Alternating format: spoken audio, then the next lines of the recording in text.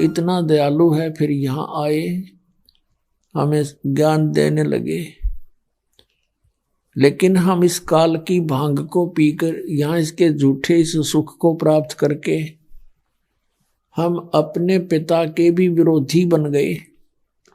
हमने अपना पिता भी पहचान में नहीं आता, हमने इतनी भांग पी रखी है इस काल की।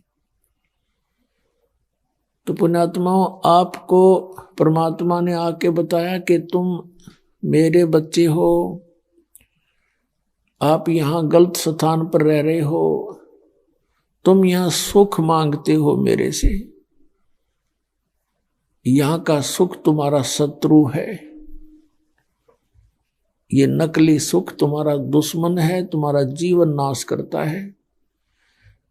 तुम्हें सुख चाहिए, सतलोक में चलो।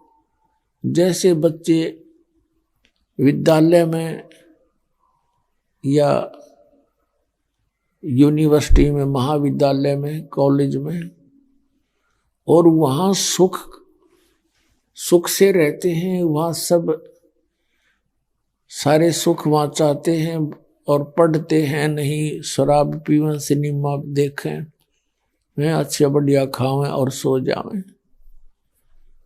तो वो उनको वहाँ सुख नहीं लेना चाहिए था। वहाँ तो उन्होंने एक भरसक प्रयत्न करके, दृढ़ मेहनत करके, कठिन और सफल होना था, और वो सुख उनको फिर आगे मिलना था। कहीं सर्विस मिल जाती सरकारी, या कोई फैक्ट्री में, या कोई अन्य बिजनेस करते, तो वहाँ उनको सुख प्राप्त करना चाहिए था, ना कि कॉलेज और स्कूल विद्यालय में।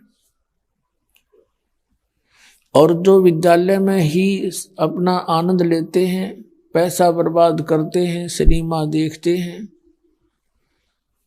वो बच्चे, वो अक्षणिक सुख था उनका और जीवन नष्ट हो गया। फिर आजीवन कष्ट उठाते हैं, वो किसी का नौकर लगते हैं, कहीं मजदूरी करते हैं और कहीं धक्के खाते फिरते हैं। और जो बच्चे उस कॉलेज में मेहनत करके पास हो जाते हैं, सफल हो जाते हैं, उनको फिर वो सुख उससे भी अधिक आजीवन मिलता है।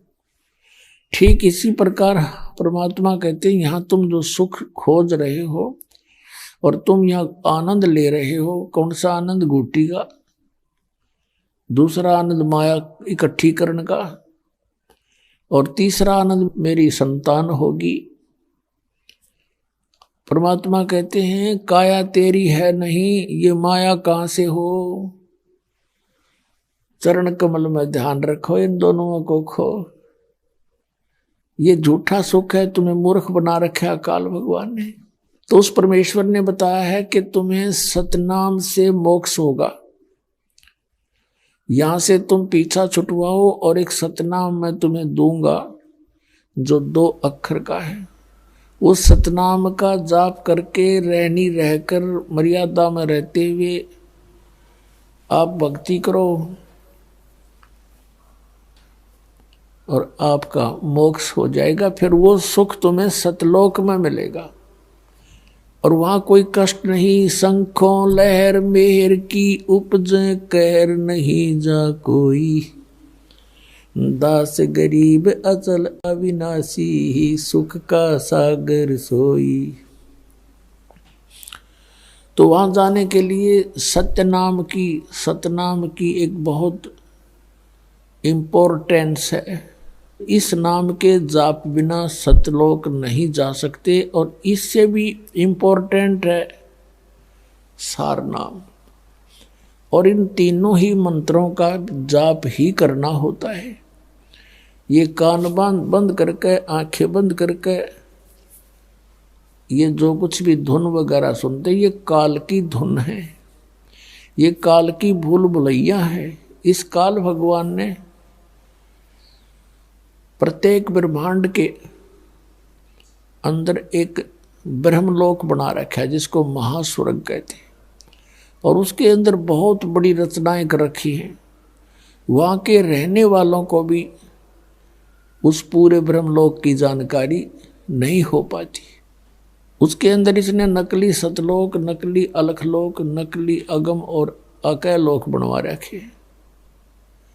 और वहां पर इनके झूठी नकल सतलोक के वाली और वहां के ऊपर के लोगों की या नकल करके झूठे यहाँ पर भी उसी प्रकार के मिलते जुलते इसने ये धुन बना रखी है, बजा रखी है। इस शरीर के अंदर हम जो कुछ भी सुनते हैं ये सब काल की धुन है, और इन धुनों को सुनकर हम काल के जाल में ही रह जाते हैं। पुण्यात्माओं, जब से ये आत्मा भगवान से, परमात्मा से अलग हुई है, बिछुड़ी है, उसी दिन से इसको परमात्मा के अभाव का एहसास हो गया था। जो सुख इसको वह परमात्मा के चरणों में प्राप्त था, उसको यहां नहीं प्राप्त हुआ।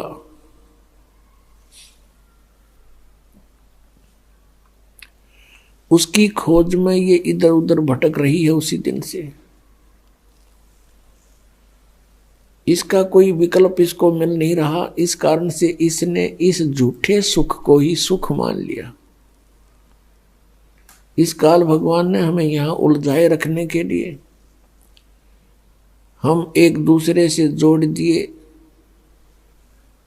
अपने ही रॉ मटेरियल से हम संतानोत्पत्ति करते हैं, उन्हीं को हम अपना मानकर उन्हीं में आसक्त रहते हैं, टाइम पास हो जाता है और ना जाने कब किसकी मृत्यु हो जाती है। छोटे छोटे बच्चे होते हैं, पिता की मृत्यु होगी, कोई और कमाने वाला नहीं, हाहाकार मचा हुआ है। जो लड़की उसके ब्याही थी उसका अब कोई वारिस नहीं, छोटे छोटे बच्चे, उनको कौन पाले और पोसे। जब तक हम ठीक रहते हैं तो हम इसको सुख मान रहे हैं, जब तक हमारे ऊपर कोई आपत्ति नहीं आती तो हम इसको सुख मान रहे हैं, और जिसमें ये आपत्ति आती है फिर हम डकरा डकरा के रोते हैं।